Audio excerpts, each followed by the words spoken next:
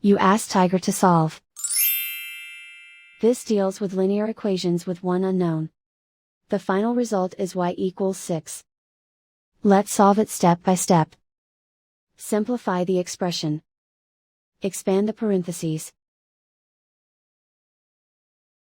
Simplify the arithmetic.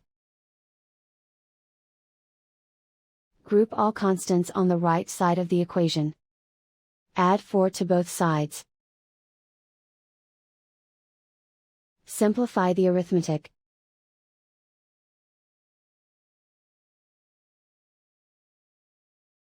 Isolate the y. Divide both sides by 4. Simplify the fraction. Find the greatest common factor of the numerator and denominator.